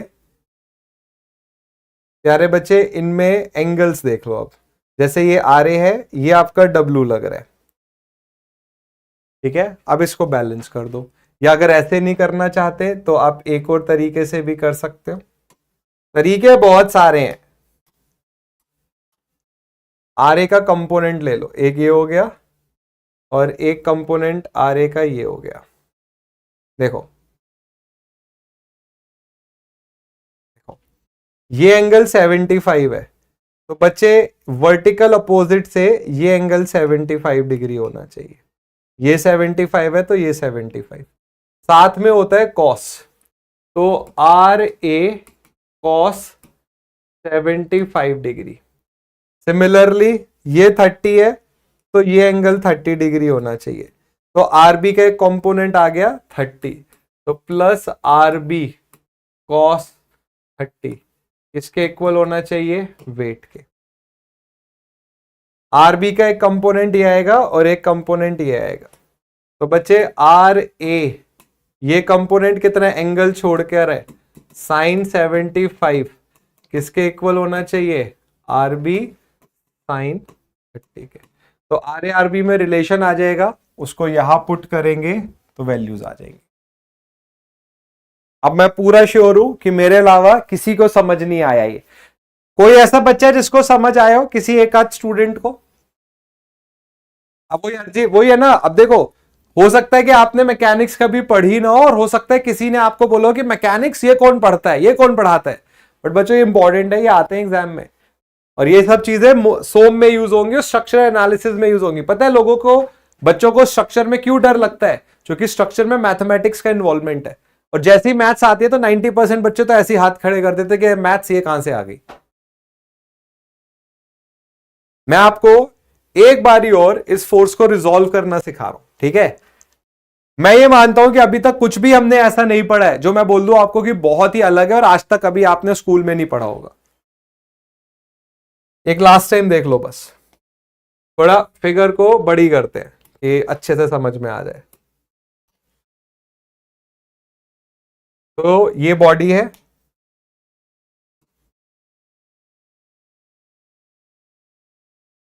ये एक हो गया, ये दूसरा हो गया, और ये वेट हो गया, ठीक है।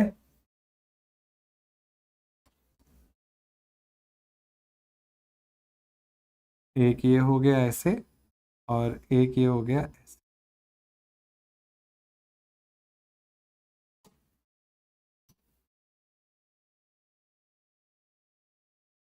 ये एंगल 75 है तो ये एंगल 75 होगा, तो ये एंगल 75 है। टेंजेंट जा रहे, टेंजेंट, तो ये पूरा एंगल 90 डिग्री होना चाहिए, तो ये 15 डिग्री होगा। ये राइट एंगल्ड है, ये 15 डिग्री है, ये 90 डिग्री है, तो ये 75 डिग्री होना चाहिए। सिमिलरली ये एंगल 30 डिग्री है, ठीक है। अभी हमने देखा ये ऐसे जा रहा था 30 डिग्री, तो ये एंगल 60 डिग्री है, ये 60 डिग्री है, ये 90 डिग्री है, तो ये एंगल कितना हो गया, 30 डिग्री, ठीक है। अब हमने क्या करा, चीजों को समझने के पॉइंट ऑफ व्यू से इसको आगे खिसकाया, इसको यहां आगे खिसका दिया। ये है आर बी, ये है आर, और इस तरीके से रिजॉल्व करने की अब कोशिश करिए।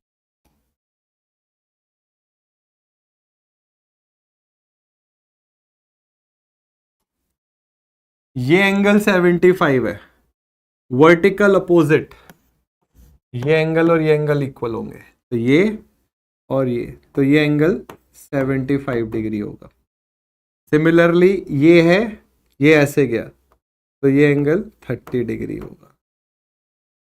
तो बच्चे आर ए का एक कंपोनेंट आया, आर ए कॉस 75 और आर बी का एक कंपोनेंट आया आर बी कॉस 30। ये दोनों मिला के किसके इक्वल होने चाहिए? वेट के। तो R A cos 75 plus R B cos 30 should be weight m into G. 20 kg था 9.81। अब R A sine 75 R B sine 30 के इक्वल होना चाहिए, अपोजिट है। तो R A sine 75 is R B, एक मिनट, ये मैं 75 लिख रहा हूँ, 75 ही है ना, ये 70 तो नहीं है कहीं, 75 आर बी साइन 30। तो आर ए कितना हो जाएगा? आर बी साइन 30 होता है 1/2 और साइन 75 0.966।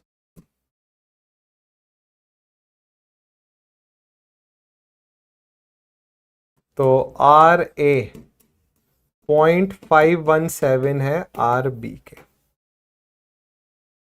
अब इसको यहां रखिए,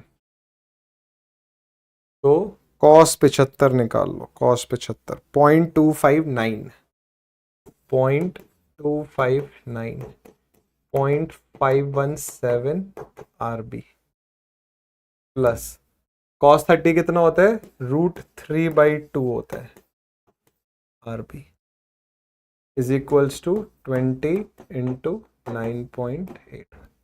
अब इसको सॉल्व कर लो।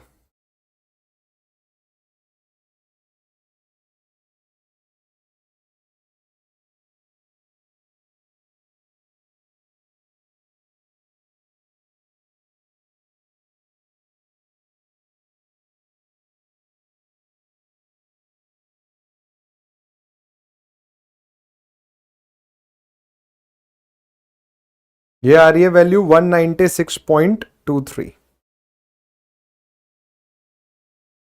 आर बी, बट हमसे पूछा क्या है? आर ए 101 आ रहा है।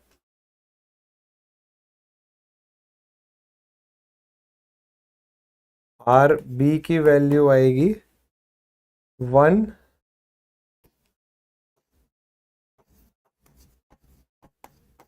आर ए इसका 0.517 है, तो 101.4।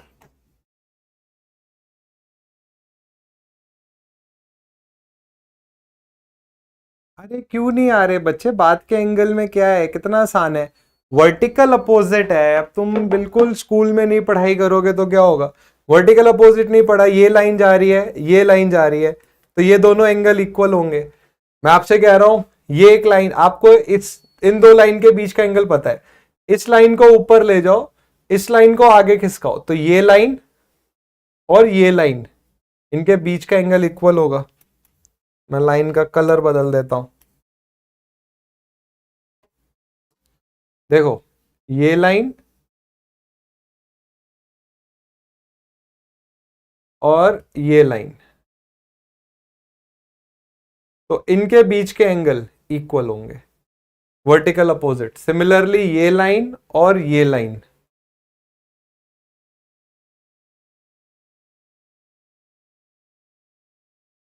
इनके बीच के एंगल अब सेम होंगे। बात समझ आई बच्चों? ढंग के क्वेश्चन कर रहे हैं, बाकी तो तुम लोग कर ही लोगे, आई एम श्योर।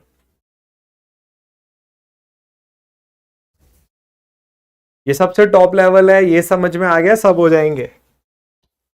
अब जैसे ये वाला क्वेश्चन है, ये क्वेश्चन क्या कह रहा है? Sphere of radius 20 centimetre and mass 20 kg is resting on a smooth vertical wall with the help of a chain।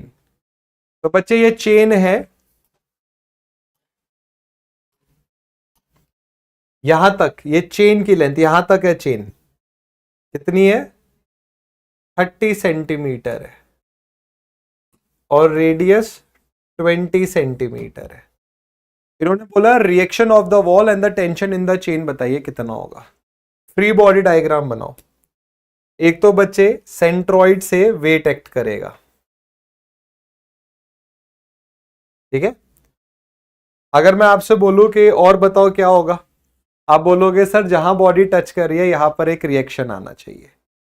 तो अगर मैं इसका फ्री बॉडी डायग्राम बनाऊं, ये हो गया, सेंटर पर वेट आया, ये रिएक्शन आया जहां बॉडी टच कर रही है, और ये टेंशन इंड्यूस होगी। अब मैंने क्या करा, इसको पीछे एक्सटेंड कर दिया ऐसे। अभी स्ट्रेट लाइन नहीं लग रही है तो समझ आने में दिक्कत आएगी, मैं क्या करूं। अरे हट जा भाई।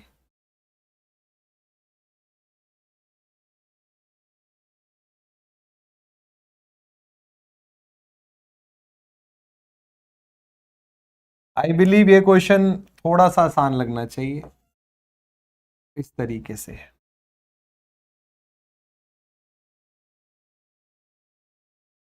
तो बच्चे क्या क्या लग रहे हैं, ये है वेट, ये है रिएक्शन, और ये है टेंशन।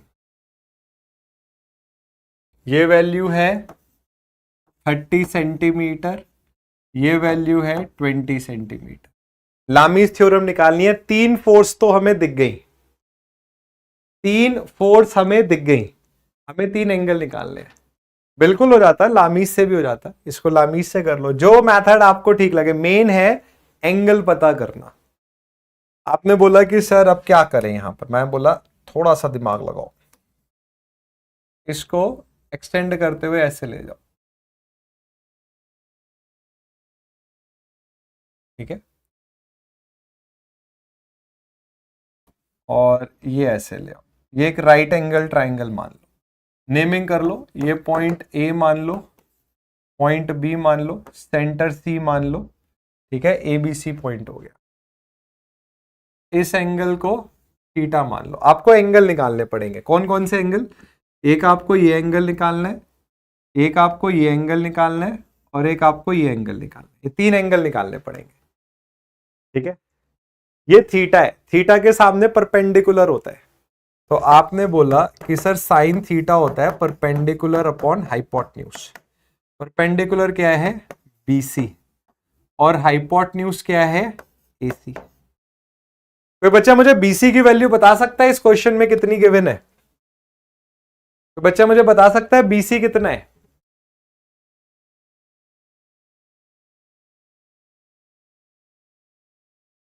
बीसी क्या है, वेरी गुड, मीटर नहीं रेडियस है, वेरी गुड। बीसी बच्चे रेडियस है, तो साइन थीटा बीसी कितना है 20। एसी कितना है, अगर मैं यहां पर इसको डी बोलूं तो एसी है एडी प्लस डीसी, मतलब 20 अपॉन एडी कितना है लेंथ, जो आपको क्वेश्चन में गिवन थी 30, प्लस टीडी कितना है रेडियस 20, तो कितना हो गया 30/50, मतलब 0.6 हो गया, ठीक है। तो साइन थीटा की वैल्यू आई 0.6, तो साइन इनवर्स 0.6 निकाल लेते हैं, 36.87। तो बच्चे जब आप इनवर्स करोगे तो थीटा आ जाएगा 36.87 डिग्री। ये वैल्यू, ये 90 डिग्री है, तो ये वैल्यू कितनी आ जाएगी, 90 माइनस 36.87, 53.13। तो ये एंगल आ गया 53.13 डिग्री। ये 90 डिग्री है। अब देखो,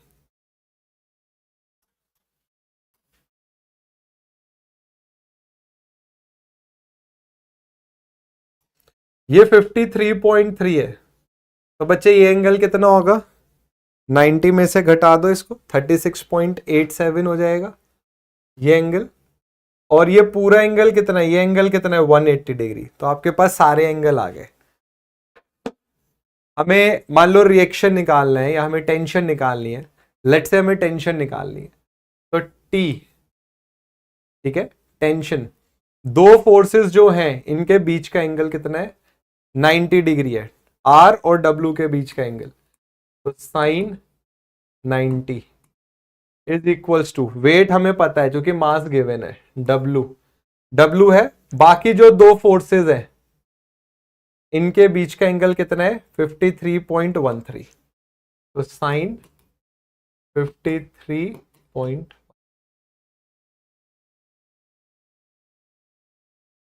वेट कितना है भैया 20 केजी की बॉल है,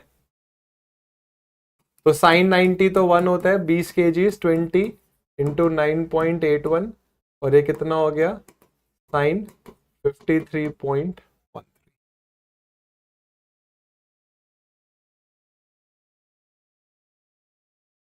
या इसको क्या करो, थोड़ा सा चेंज कर लेते हैं। बस हम क्या चेंज कर रहे हैं,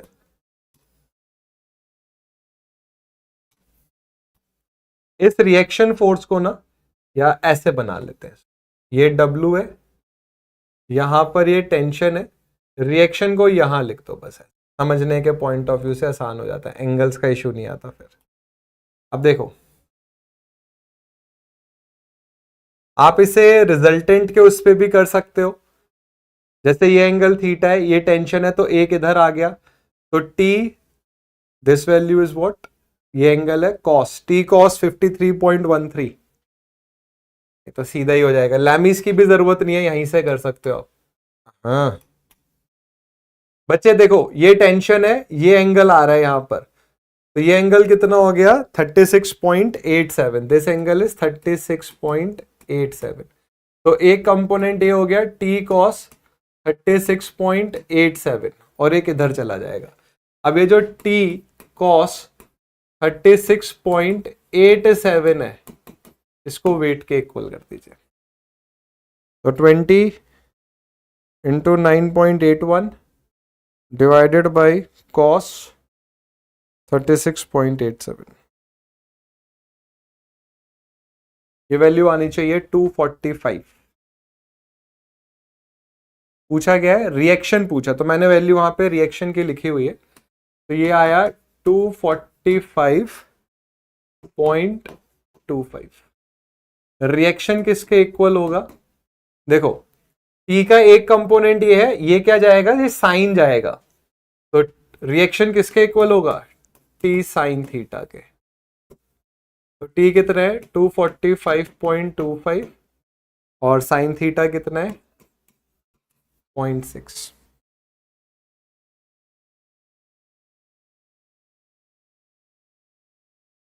भाई मैंने क्या गलत कर दिया क्या,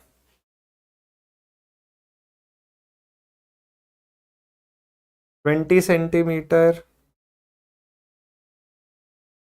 20/50, अच्छा अरे यार 20/50 है, ओह सॉरी सॉरी 30/50 ले लिया।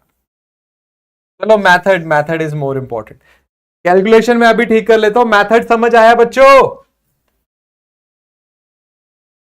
मैथड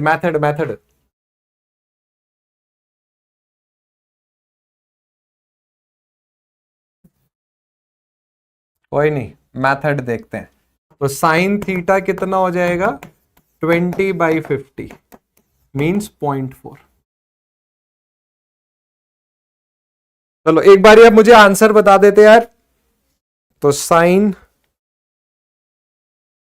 इनवर्स 0.4 23.57, तो ये वैल्यू है 23.57, तो ये एंगल कितना हो जाएगा 90 माइनस 23.57 66.43, तो ये वैल्यू हो गया 23.57, तो T कॉस 23.57 किसके इक्वल हो गया वेट के, तो T cos 23.57 is equals to W कितना हो गया 20 इंटू 9.81, तो 20 into 9 point divided by cos 23.57 214.05 है, 1 मान लेते हैं। और रिएक्शन किसके इक्वल होगा?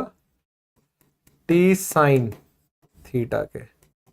तो टी कितना है? 214.1 और साइन थीटा कितना हो गया? 0.4।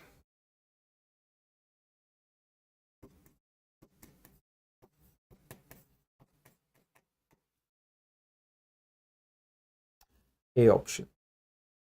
सॉरी, वो एंगल गलत ले लिया मैंने। बच्चों मेथड समझ आ रहे हैं?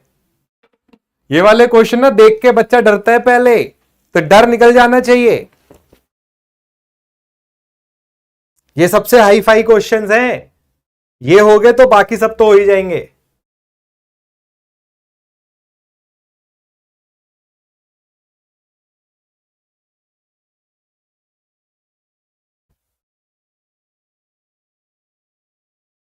चलो ये क्वेश्चन अभी के अभी करो। ए बी और बीसी में बताओ कितनी टेंशन आएगी? 30 किलो का ब्लॉक है, बताओ कितनी फोर्स आएगी ए बी और बीसी में? मैं आपको पूरा 3 मिनट का टाइम दे रहा हूं,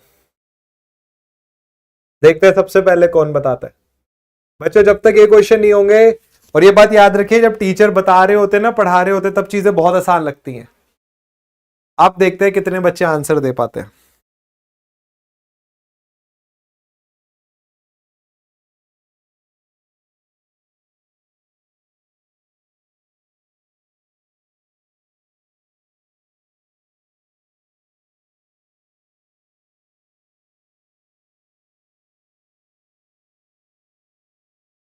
एंगल पता करो और वहां से सॉल्व कर लो।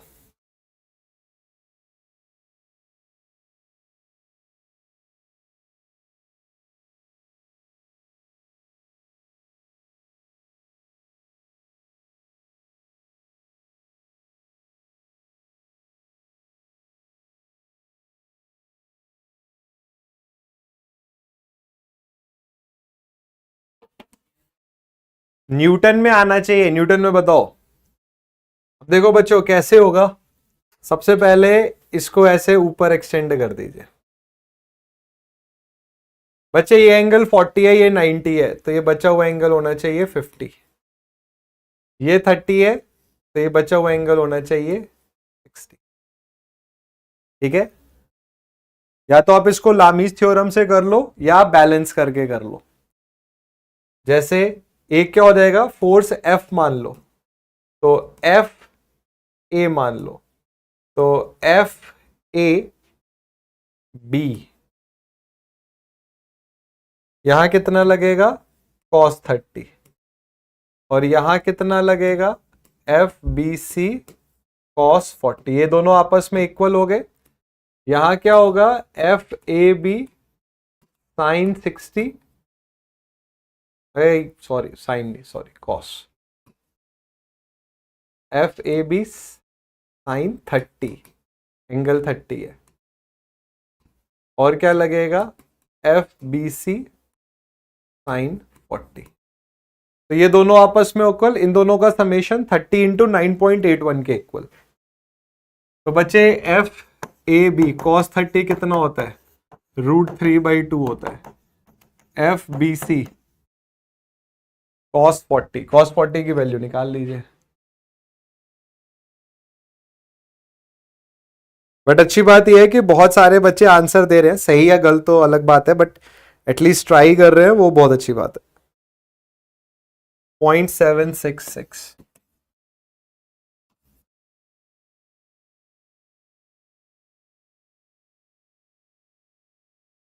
तो बच्चे जो एफ ए बी है ये 0.884 एफ बी सी के इक्वल हो गया। अब F A B sine 30 plus F B C sine 40 is equals to weight 30 kg के इक्वल ना रखें, 9.81 से मल्टीप्लाई कर। तो बच्चे ए बी कितना है 0.884/2 कर दीजिए, क्योंकि साइन 30 1/2 होता है, plus F B C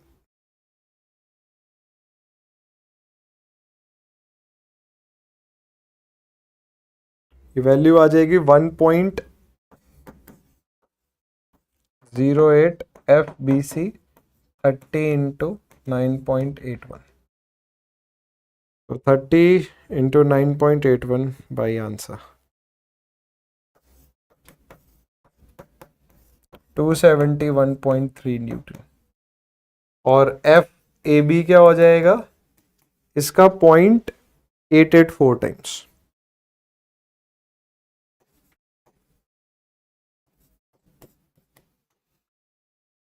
to 239 and 271.3, बहुत बढ़िया, वेरी गुड। देखो बच्चों, कैलकुलेशन करने की आदत होनी चाहिए। मैं आपको फिर से बोल रहा हूं, ये सबसे बढ़िया क्वेश्चंस हैं। इससे बिल्कुल फर्क नहीं पड़ता है कि आप 10 क्वेश्चन या 1000 क्वेश्चन कर रहे हो। एक ही जैसे 1000 क्वेश्चन करने का कोई फायदा नहीं है। क्वेश्चंस ऐसे करिए जो आपको चैलेंज करे, आपके माइंड को चैलेंज करे। ऐसे ये क्वेश्चन था, और ये वाला बहुत बढ़िया क्वेश्चन, और उसके बाद दिस वन।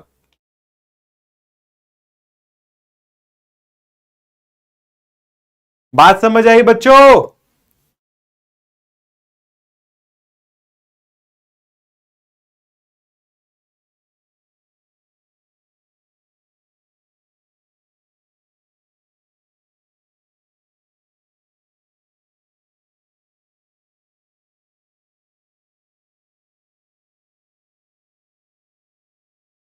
अब मैं आपको एक होमवर्क क्वेश्चन दे रहा हूं, मुझे आपसे उम्मीदें बढ़ गई हैं।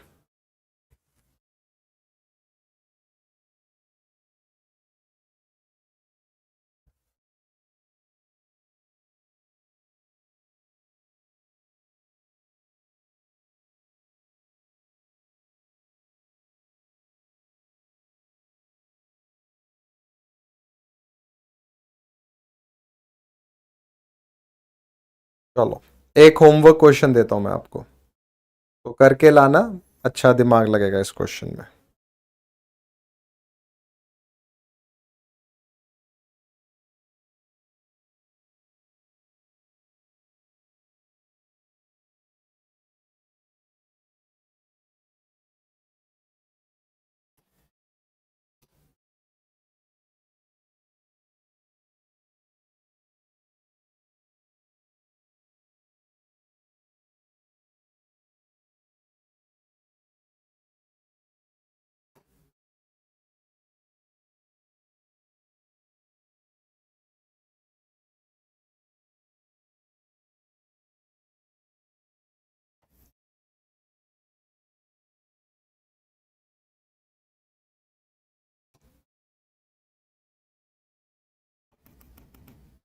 बच्चों, ये एंगल है 40 डिग्री,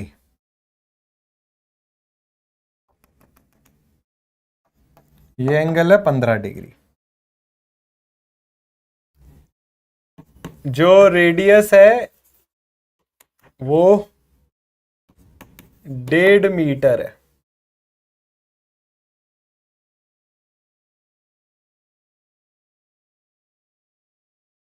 फ्रिक्शनलेस सरफेस है,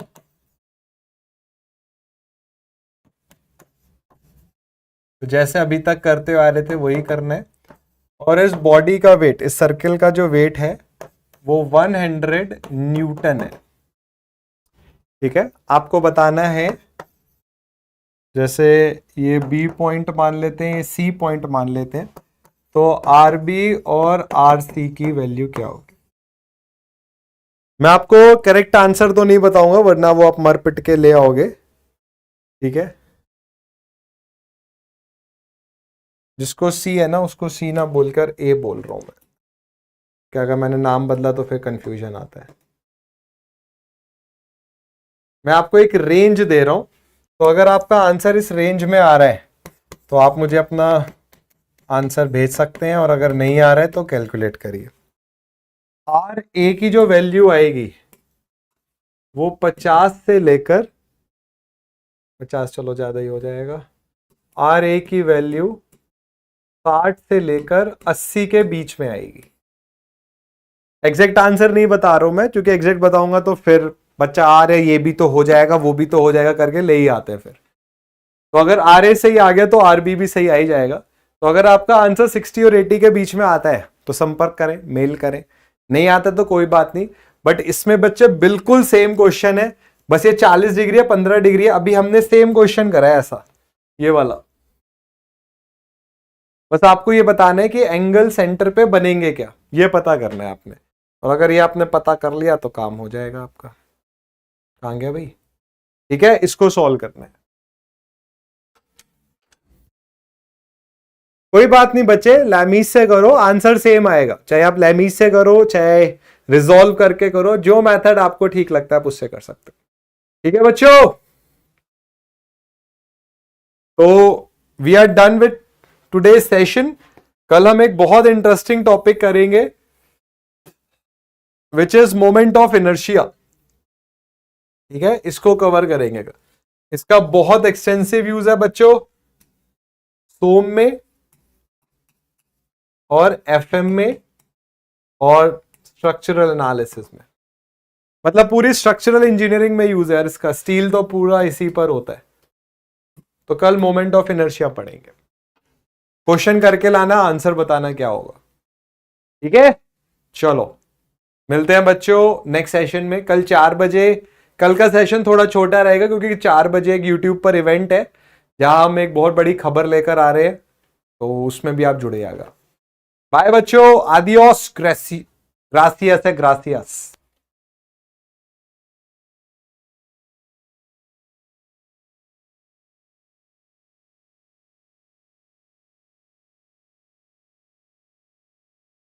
बाय बच्चों, गॉड ब्लेस यू।